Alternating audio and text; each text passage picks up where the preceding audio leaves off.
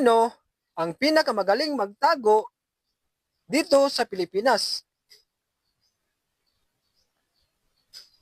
Kibuloy.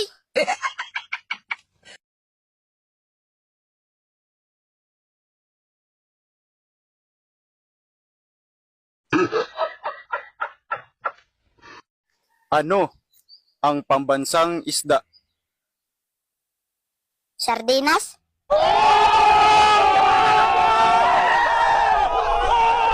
Ang galing! Ang galing! Sardinas. Tawa mo naman ang pasan. Hindi pwede umayaw ka kaagad. Kahit para mabigat na ipasan. Kasi pag nagawa